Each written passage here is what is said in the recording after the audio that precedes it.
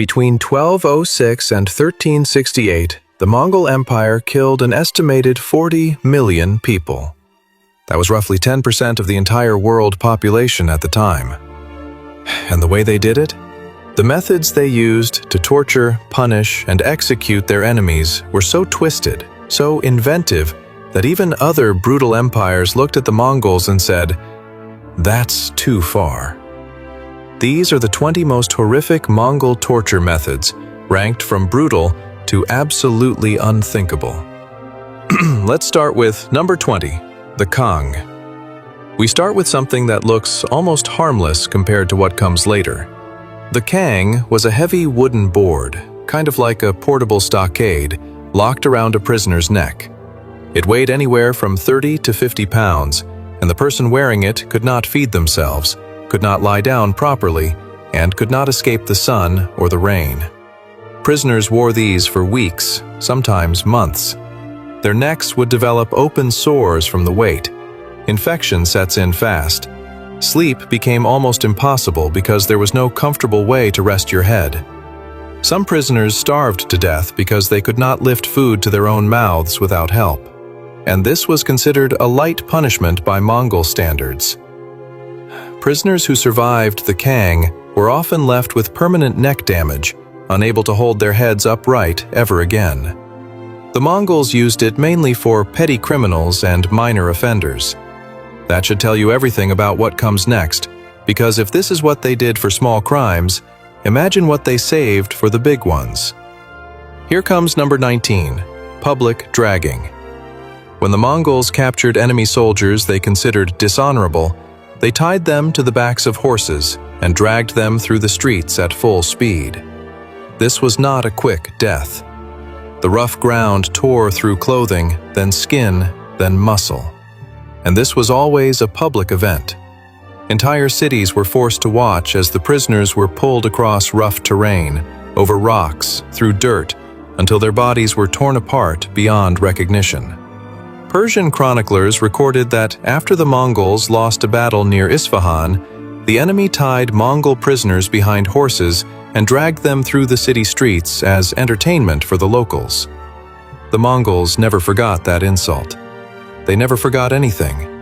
They came back years later and wiped Isfahan off the map, killing every living person they found inside. Let's move to number 18, forced labor until death. The Mongols sorted conquered populations into categories after taking a city: skilled workers, young men for the army, and everyone else. That everyone else group often ended up in forced labor camps. They carried siege equipment, dug trenches, hauled stones, and served as human shields during attacks on the next city. The work was relentless. No rest, barely any food, and the moment someone collapsed, they were left to die where they fell. Thousands of prisoners died this way during the Khwarezmian campaign alone, working literally to the bone. Next one is number 17, the Skull Tower. After conquering a city that had resisted, the Mongols sent a very clear message to the next city in their path. They collected the severed heads of the dead, stacked them into massive pyramids outside the city walls, and left them there to rot. These skull towers could contain thousands of heads, sometimes tens of thousands. When Mongol forces destroyed the city of Nishapur in 1221, they reportedly separated the heads of men, women, and children into 3 different piles. Even the dogs and cats in the city were killed. Nothing was spared. The purpose was pure psychological warfare. Mongol scouts would ride ahead to the next city and describe in vivid detail what they had seen. The next city down the road would see these towers from miles away and surrender immediately. And it worked. Countless cities opened their gates without a fight after hearing about what happened to the ones that resisted. Surrender meant survival. Resistance meant becoming part of the next skull pyramid. Let's move to number 16, immurement. This one is exactly what it sounds like. The Mongols would wall a person up inside a small space, brick by brick, and leave them there. No food, no water, no light.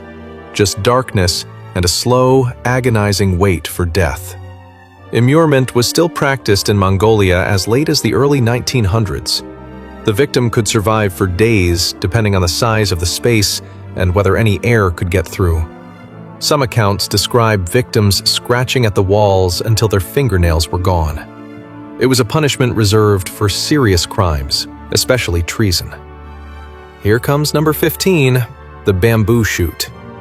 The Mongols adopted this technique from their campaigns in China and Southeast Asia.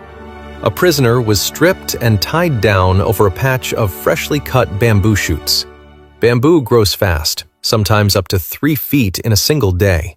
Over the course of hours, the shoots would slowly push upward through the prisoner's body.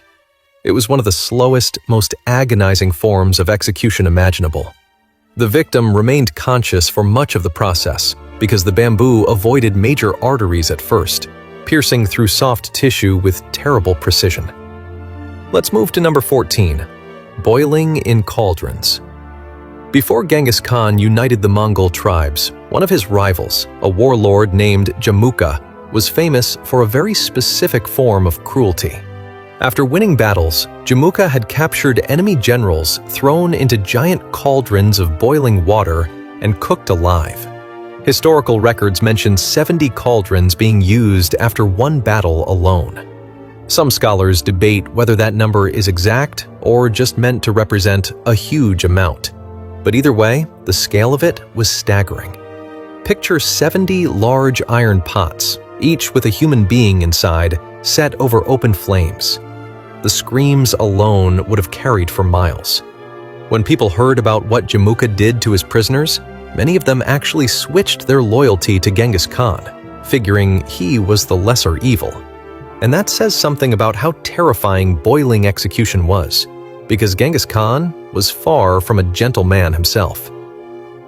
Next one is number 13, starvation siege. The Mongols perfected the art of starving entire cities into submission. They would surround a city, cut off every supply route, and wait. During the siege of Zhongdu, the capital of the Jin dynasty, the starvation inside the walls became so extreme that residents resorted to eating the dead. The Mongols could have attacked at any time, but they chose to wait. Weeks turned into months. The psychological damage was just as devastating as the physical hunger. By the time the city finally fell, the people inside were barely alive. And the Mongols made sure every neighboring city heard exactly what had happened. Let's move to number 12, trampling by horses. The Mongols had a strict religious rule. They believed that spilling royal or noble blood would curse the earth and anger the spirits. So when they captured kings, princes, and nobles, they found creative ways around that rule. One of the most common methods was trampling. The captured noble would be wrapped in a heavy carpet or rug, placed on flat ground, and then teams of horses would be driven over them again and again until every bone in their body was crushed. When the Mongols defeated the last Abbasid caliph, al-Mustazim, in Baghdad in 1258, they rolled him up in a carpet and had cavalry horses trample him to death. No blood touched the ground. The rule was technically followed.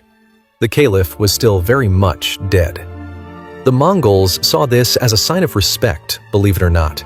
By not spilling noble blood, they believed the spirit could still enter the afterlife. But if they wanted to deny someone the afterlife entirely, they had other methods for that, which we will get to very soon. Here comes number 11, the felt wrap and river throw. Another bloodless execution method that was somehow worse than it sounds. The victim's mouth, nose, and every other opening in their body was sewn shut. Then they were wrapped tightly in felt and thrown into a river. The felt was meant to keep all bodily fluids contained so nothing polluted the water.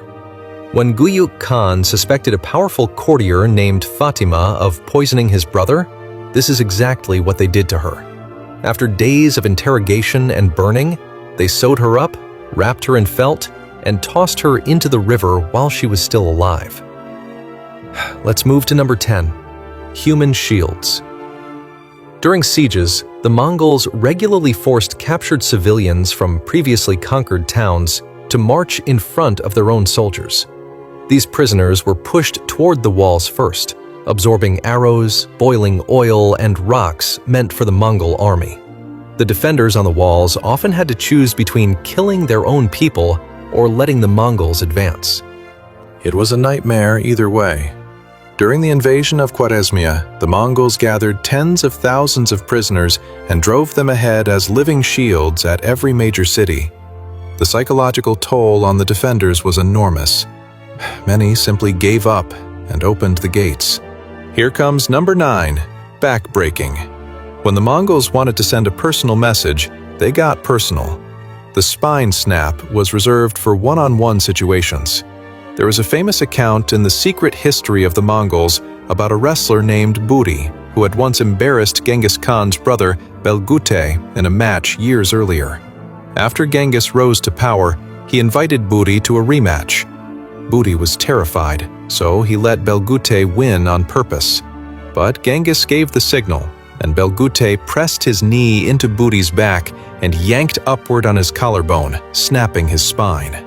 Buri was dragged outside, paralyzed, and left to die. The lesson was simple. You do not embarrass the Khan's family.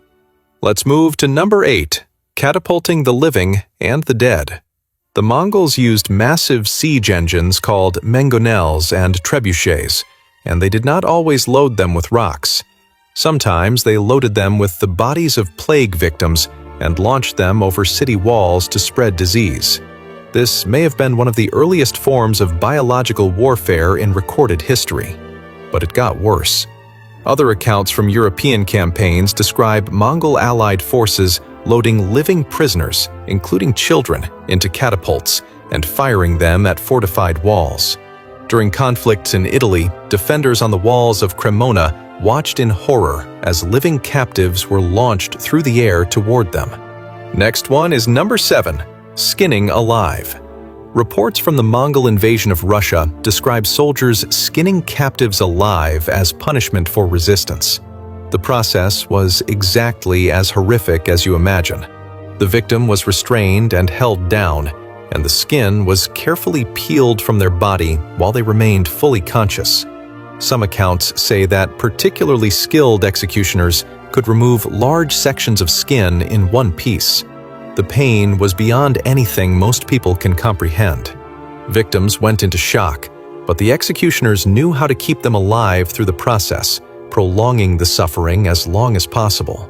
The purpose was not just punishment, it was a warning that traveled faster than any army. A skinned body left in the open, displayed at a crossroads or hung from city gates, was a message that could be understood in any language. No translation needed. Let's move to number 6, the Feast of the Conquered. This is one of the most disturbing execution methods in all of recorded history. After the Battle of the Kalka River in 1223, the Mongols captured several Russian princes and their commanders who had surrendered expecting mercy. That mercy never came. The prisoners were laid flat on the ground, side by side. The Mongol victors then placed heavy wooden boards on top of them, creating a makeshift platform. And then, the Mongol generals sat down on those boards and held their victory feast. They ate meat, drank fermented mare's milk, and celebrated their win while the princes beneath them were slowly crushed and suffocated to death. The screaming, the cracking of bones, and the sounds of dying men became the background noise for a dinner party. Historical sources say the feast lasted for hours. The Mongols took their time. It was designed to be the ultimate act of dominance, a statement that the conquered were literally beneath them, not even worth a proper execution. Here comes number 5, molten silver execution. In 1219, a Khwarezmian governor named Inauchuk made a terrible mistake. He arrested and executed an entire Mongol trade caravan of about 450 merchants, accusing them of being spies. He seized all their goods and sold them in the markets of Bukhara. When Genghis Khan sent 3 ambassadors to demand justice, the Shah responded by killing the Muslim ambassador and shaving the beards of the 2 Mongol envoys. which was the ultimate insult in Mongol culture. That was the moment Genghis Khan decided to destroy the entire Khwarezmian Empire. He brought an army of over 100,000 soldiers west. After a 5-month siege, Otrar fell, and Inalchuk was captured alive, exactly as Genghis had ordered. His execution was designed to match his crime. Since Inalchuk had killed the merchants out of greed, the Mongols poured molten silver into his eyes and ears. Next one, number 4. Mass drowning and river diversion. After the fall of Baghdad in 1258, Hulagu Khan's forces killed so many people that multiple accounts describe the Tigris River running red with blood and then black with ink from the thousands of books thrown into the water. The Grand Library of Baghdad, which held centuries of scientific, medical, and literary knowledge, was destroyed in days. But the Mongols also used rivers as weapons in a completely different way. They diverted entire waterways to flood cities, drowning populations trapped inside their own walls. During the siege of the Tangut capital, the Mongols attempted to redirect the Yellow River to flood the city. The water burst through, killing thousands of civilians who had no way to escape. The Mongols turned geography itself into a weapon, and they were terrifyingly good at it. Let's move to number 3, the Iron Nail. When the Mongols lost battles, which happened rarely, their enemies were not gentle with Mongol prisoners either. But the Mongols never forgot. Persian forces once killed Mongol captives by driving iron nails into the tops of their skulls. The Mongols believed the soul resided in the head, so this was not just murder, it was spiritual destruction. When word of this reached the other Mongol commanders, the desire for revenge became unstoppable. Every Persian city connected to that act was eventually burned to the ground. Next one is number 2, death by 10,000 cuts. The Mongols encountered this method during their conquest of China and adopted it into their arsenal of fear. Known as ling qi, or slow slicing, the executioner used a sharp blade to methodically remove small pieces of flesh from the living victim. Arms, legs, chest, bit by bit over the course of hours. The goal was to keep the victim alive and conscious for as long as possible. Some executions lasted an entire day. The method was reserved for the worst crimes: treason, rebellion, and acts considered unforgivable. And the last is number 1, the destruction of entire civilizations. And here is the number 1 spot, and it goes beyond any single torture device. The Mongols did not just torture individuals, they erased entire civilizations. When the city of Merv in modern-day Turkmenistan surrendered in 1221, the Mongols lined up the entire population, every man, woman, and child. Historical estimates put the death toll at over 1 million people, making it one of the single largest massacres in human history.